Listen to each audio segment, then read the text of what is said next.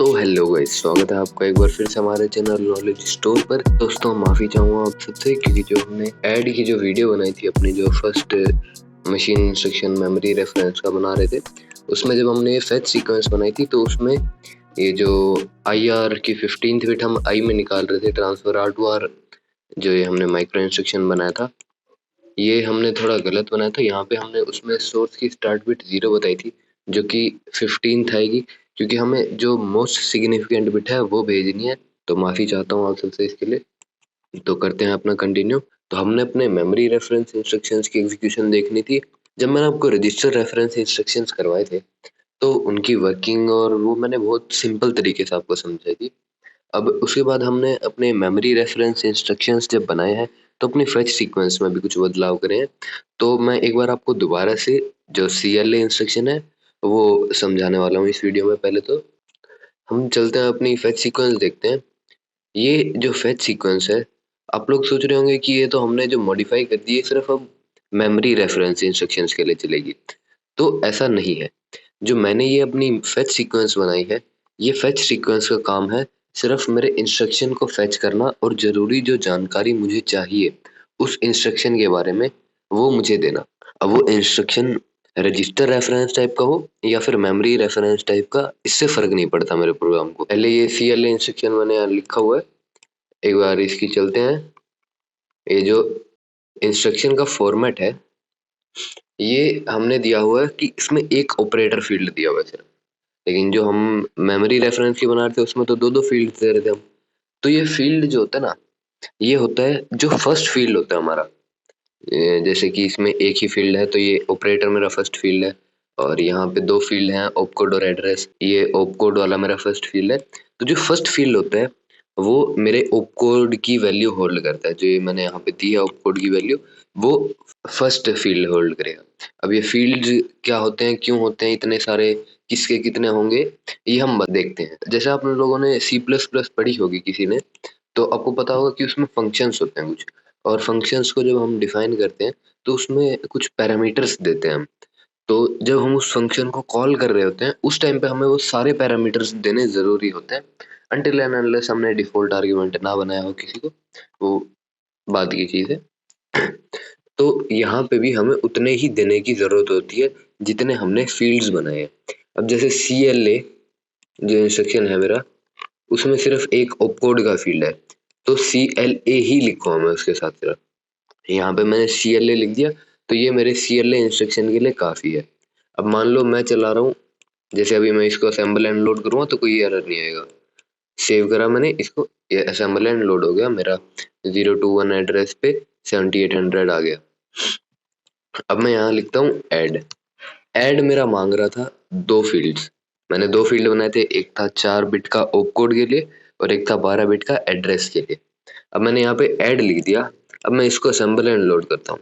ये क्या बोल रहा है, there are not enough operands in this instruction. Enough operands का क्या मतलब है कि मैंने वहाँ पे फील्ड तो इसको दो स्पेसिफाई करे हुए हैं कि दो वैल्यूज तुझे मिलेंगी और उनके ऊपर तुझे काम करना है, लेकिन मैं यहाँ पे दे इसको सिर्फ एक ही रहा हूँ। जो दे रहा हूँ मैं वो है सिर्फ ऑपकोड की वैल्यू दे रहा हूँ मैं इसको, ये एरर आ रहा है मेरा। अब मेरे को इसके साथ कोई वैल्यू दूसरी भी देनी जरूरी है। अब वो वैल्यू मैं किस तरीके से देता हूँ वो मैटर नहीं करता, वो न्यूमेरिकल वैल्यू होगी। एक नंबर सिस्टम कौन सा फॉलो करती है, हेक्सा, ऑक्टा, डेसिमल, बाइनरी, उससे भी फर्क नहीं पड़ता। मैं सीधा यहाँ पे 33 भी लिख सकता हूँ, और मैं चाहूँ तो यहाँ पे 0x021 भी लिख सकता हूँ, दोनों बराबर होते हैं। ये हेक्साडेसिमल में और 33 डेसिमल में होता है, और चाहूँ तो मैं कोई ऑक्टा में भी वैल्यू दे सकता हूँ। तो ऐसे मुझे एक एड्रेस इसके साथ स्पेसिफाई करना जरूरी है। एड्रेस मैंने नाम दिया हुआ है कि मैं एड्रेस बोल रहा हूँ इसलिए उसको, वरना एड्रेस हो वो जरूरी नहीं है, और भी कुछ वैल्यू हो सकती है। मगर जैसे मैंने यहाँ पे जिस ऑर्डर में अब इसको वैल्यूज दिए हैं, ऐड दी पहले और फिर 0x021 023 कर लेते हैं इसको, क्योंकि 021 तो मेरा लोडिंग पॉइंट है। तो ये अब वैल्यूज असेंबल एंड लोड करते टाइम रैम में किस तरीके से जाएंगी, ये मैं अपना मशीन इंस्ट्रक्शन पे चलता हूँ ऐड पे। तो ये क्या बोल रहा है कि जो पहली है, पहली जो 4 बिट्स हैं वो तो होंगी मेरी ऑपकोड। ऑपकोड है ये जो फर्स्ट मेरा फील्ड होता है वो ऑपकोड का होता है, मैंने बताया था। तो जो ये 0x1 है ये इसमें स्टोर होगा। 0x1 जो हेक्साडेसिमल में है, बाइनरी में हो जाएगा 0001, तो मेरे ऑप कोड में वो इस तरीके से आएगा। तो जो मेरी पहली बिट होगी यहाँ पे 0 to 1 पे जब मैं ऐड को असेंबल एंड लोड करूँगा तो वो आएगी 0001, पहली 4 बिट्स हेक्साडेसिमल की एक डिजिट यानी कि 1 आ जाएगा यहाँ पे, ठीक है। और उसके बाद सेकंड फील्ड है एड्रेस का 0x023 जो मैंने दी। तो ये जो मेरा 023 है ये जाएगा इस एड्रेस फील्ड के अंदर। एड्रेस के अंदर जाएगा तो जो लास्ट की जो 12 बिट्स होंगी उसमें जाएगा 023 किस तरीके से जाएगा 0000 होगी फर्स्ट बिट, और फिर सेकंड बिट होगी मेरी 0010, फिर थर्ड बिट होगी 0011। तो इसको करते हैं ओके और करते हैं असेंबल एंड लोड। अभी देखिए 1023 मेरा उसी ऑर्डर में गया, पहले मेरी गई ऑपकोड की वैल्यू जो थी 1, ऐड का ऑपकोड होता है 1, वो है यहाँ पे, और फिर आया 023, ये 023 जो मैंने एड्रेस यहाँ पे दिया है वो है।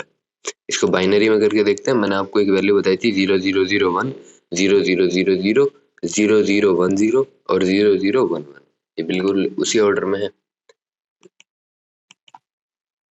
अब एक बार यहाँ पे CLA इंस्ट्रक्शन चला के देखते हैं, CLA। अब इसको सिर्फ एक ही वैल्यू चाहिए थी, और इसको जब मैंने असेंबल एंड लोड करा तो यहाँ पे देखिए पूरे में 7800 आ गया। पूरे में 7800 क्यों आया अब की बार मेरे सिर्फ फर्स्ट डिजिट पे क्यों नहीं आया जो भी थी वैल्यू, क्योंकि मैंने अब की बार पूरा 16 बिट का एक ही फील्ड स्पेसिफाई करा है, और जो मेरा फर्स्ट फील्ड होता है वही ऑप कोड का होता है। तो जो 7800 थी वो पूरी वैल्यू उसके अंदर आ गई, तो इस वजह से ये यहाँ पे 7800 लोड हुआ। जैसे मैंने मेमोरी रेफरेंस इंस्ट्रक्शंस में 4 बिट्स का मैंने रखा था, जो मेरा फर्स्ट फील्ड था जो कि ओप कोड था, उसमें सिर्फ 4 ही बिट्स में स्टोर करवा पा रहा था, 0001, जो 1 मेरा नंबर है वो। इसीलिए जितने भी मेरे मेमोरी रेफरेंस टाइप के इंस्ट्रक्शंस थे यूनिट डिजिट थे वो सारे। तो ये थी जो समझाने की बात थी, जरूरी थी। और अब चलते हैं अपना एंड इंस्ट्रक्शन से करते हैं शुरू। एंड में करूँगा 0 to 3 के साथ, ठीक है। इसको करते हैं असेंबल एंड लोड। चलते हैं अपने डीबग मोड में। 0 to 3 पे क्या वैल्यू दूँ मैं,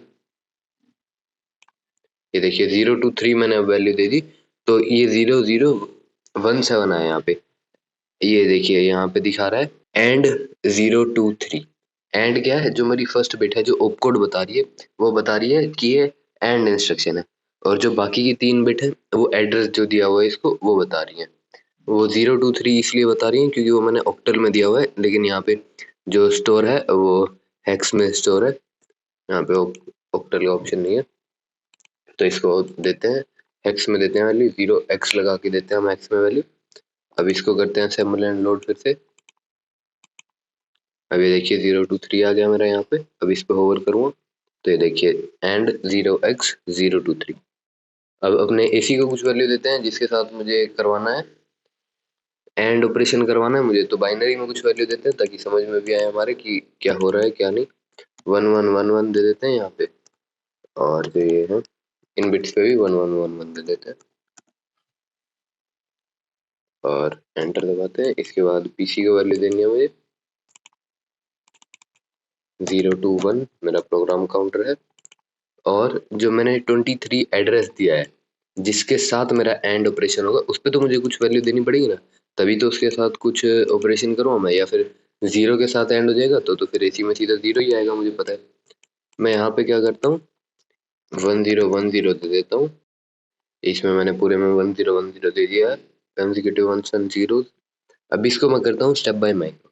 तो ये मेरी पहले चलेगी फेच सीक्वेंस, पहले मेरा PC AR में आएगा, उसके बाद MAR से IR में आएगा। 0023 जो मेरा इंस्ट्रक्शन था 21 पे वो लोड हुआ है। उसके बाद मेरा PC बढ़ गया आगे, ताकि जो अगला इंस्ट्रक्शन में जब मेरी अगली बार फेच सीक्वेंस चले तो अगले एड्रेस पे जो वैल्यू है वो फेच हो। उसके बाद मेरी IR की जो लास्ट की 12 बिट्स हैं लीस्ट सिग्निफिकेंट, वो मेरी AR में आ जाएंगी। 023 आ गई, और जो फर्स्ट बिट है वो आई में चली गई, जो अभी फिलहाल जो बता रही है कि मेरा इंस्ट्रक्शन डायरेक्ट होगा कि इनडायरेक्ट होगा। उसके बाद मैंने कर दिया डिकोड, डिकोड हुआ मेरा इंस्ट्रक्शन। अब मेरा आई इक्वल्स टू 0 है तो डायरेक्ट होगा, मतलब कि मेरा जो MAR से AR में मैं लेके आता हूँ वैल्यू वो वाला स्टेप स्किप हो जाएगा। तो ये देखिए ये स्टेप सीधा स्किप करके MAR से DR वाले पे आ गया एक ही बार में। तो अब इस स्टेप में मेरा क्या होना चाहिए, जो 23rd एड्रेस है उससे वैल्यू फेच होकर डीआर में आ जानी चाहिए, जो भी वैल्यू है। ठीक है, इसको बाइनरी में कर देते हैं। अभी मैंने करा रन, तो ये देखिए मेरी वही वैल्यू उठ के आ गई है यहाँ पे। अब इसको करते हैं स्टेप बाय माइक्रो, तो ये मेरा एंड हो जाना चाहिए इनका। जो मैंने 2 नंबर्स दिए थे उनका एंड होके यही आना चाहिए था, और अब इसके बाद मेरा एंड हो गया है। मेरा इंस्ट्रक्शन पूरा चल गया है और वर्किंग हमने इसकी देख लिया है कि कैसे क्या काम करता है ये। तो ऐसे ही हमारा होता है सिमिलर ऐड ऑपरेशन जो होता है। यहाँ पे मैंने दे दिया ऐड, इसको किया सेव, असेंबल एंड लोड। तो ये देखिए मेरा यहाँ पे 1023 आया है। 1 क्या है, जो मेरा ऐड का ऑप कोड है 01। जो ऐड का ऑप कोड है, जो मैंने दिया था 1 हेक्सा में 1 दिया था मैंने, 0x1 ऑप कोड दिया था ऐड का आपको याद हो, ये डायरेक्ट के केस में। तो यहाँ पे है 1 और उसके बाद 023 जो मैंने एड्रेस दिया है। अब 023 पे वैल्यू दे दी मैंने 5। ठीक है, और अपना चलते हैं डीबग मोड में, और पीसी को वैल्यू देनी है मुझे, एक्स में देता हूँ कुछ वैल्यू, 021 मेरा पीसी है। और एसी को क्या वैल्यू दूँ मैंने दे दी इसको 100। ठीक है, तो अब ऐड होने के बाद मेरा 1005 हो जाना चाहिए। पहले मेरी फेच सीक्वेंस चलेगी, पीसी से एआर में आएगा, फिर एमएआर से आईआर में आएगा, फिर पीसी बढ़ेगा, फिर आईआर की 12 बिट्स आएंगी एआर में, फिर आईआर की 15th बिट आएगी, मोस्ट सिग्निफिकेंट बिट आएगी मेरी आई में, जो बताएगी कि डायरेक्ट होगा कि इनडायरेक्ट होगा। अभी मेरे डायरेक्ट हो रहे हैं क्योंकि मैंने जो ऑप कोड्स दिए हुए हैं वो इसी तरीके से दिए हुए हैं, 0 1 2 3 4 5 6 7 तक जो मेरे ऑप कोड्स हैं वो बाइनरी में कन्वर्ट होने पे उनकी जो मोस्ट सिग्निफिकेंट बिट है वो 0 रहेगी, और अगर वो 0 रहेगी तो मेरे आई में भी वैल्यू 0 जाएगी, तो मतलब मेरे डायरेक्ट एग्जीक्यूट होंगे। इसीलिए हम 8 ऐड करते हैं सीधा, क्योंकि 8 जो होता है वो मेरी 4th बिट को ही 1 कर देता है सीधा। तो अभी ये मेरी वैल्यू आई 0, इसको डिकोड किया, आई इक्वल टू 0 है तो डायरेक्ट होगा। अब की बार भी मेरा जो सेकंड माइक्रो इंस्ट्रक्शन है वो स्किप हो जाएगा। जो एमएआर से डीआर में वैल्यू आई 0005, अब ये सम हो गया इनका 1005 आ गया इसमें, 1005 तो नहीं, हेक्सा में 1005 है, डेसिमल में क्या नंबर है ये, डेसिमल में है 4101। और ये इसके बाद एंड हो गया मेरा इंस्ट्रक्शन। तो ये तो थे अभी हमने ऐड और एंड इंस्ट्रक्शंस देखे, ये हमने देखे डायरेक्ट में। अब इनको इनडायरेक्ट में देखते हैं कि इनडायरेक्ट में कैसा होगा। तो उसके लिए अभी तो मुझे अपना जो ऑपकोड है वो चेंज करना पड़ेगा। यहाँ पे मैं 8 ऐड कर दूंगा, यानी कि इसको 9 कर दूंगा, और एंड का जो ऑपकोड है उसमें भी 8 ऐड कर दूंगा, इसको 08 कर दूंगा। ओके किया मैंने।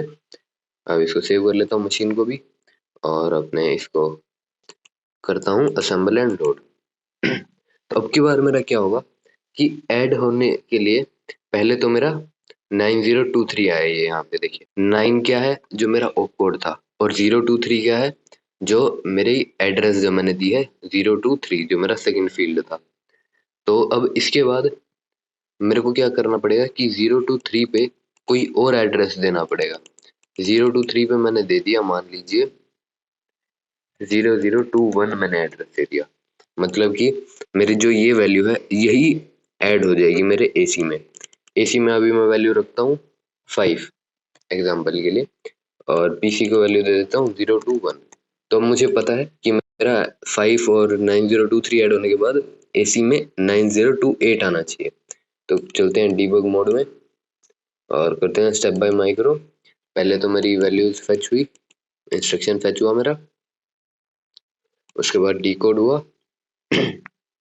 अब मेरा आई कोस टू 0 पे डायरेक्ट होना था, मतलब कि ये इंस्ट्रक्शन स्किप होना था। अब की बार वो स्किप नहीं होगा क्योंकि मेरा आई की 1 है वैल्यू। तो ये एम ए आर से ए आर में आया। ए आर में क्या वैल्यू आएगी अभी 21 वैल्यू आएगी, क्योंकि वहाँ पे 21 दिया हुआ है मैंने। 23rd जो एड्रेस है उस पे 21 एड्रेस दिया हुआ है मैंने।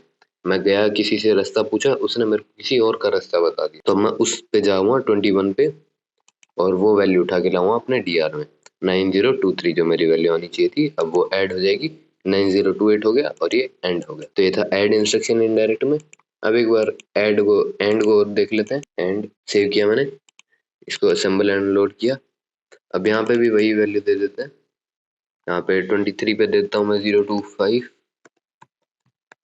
और 25 पे कुछ ऐसी वैल्यू देते हैं बाइनरी में जो समझ में आए। इसको मैंने पहली 8 बिट्स में 1 दे दिया और लास्ट 8 बिट्स में 0 दे दिया। तो अब इसको डिबग मोड में चलते हैं। पीसी को मैंने वैल्यू दी 021 और यहाँ पे एसी को भी कुछ ऐसी वैल्यू देते हैं जो हमारे समझ में भी आए। इसको मैं दे देता हूँ 1111, इस ब्लॉक को भी 1111। तो अब मेरा फाइनल आंसर क्या आना चाहिए, मुझे पता है कि जो मेरी 8 से लेके 11th जो बिट्स है मेरी राइट से वो 1 आ जाएंगी, ये 1111 बस ये बचनी चाहिए मुझे जब एंड हो जाए मेरा। तो मेरा पहले फेच हुआ पूरा, उसके बाद अगर मेरा आई 0 है तो डायरेक्ट चलेगा, लेकिन मेरा आई तो 1 है तो मेरा ये इंस्ट्रक्शन पहले चलेगा और वहां से एड्रेस उठ के आएगा। एड्रेस उठ के आया जो मैंने दिया हुआ है।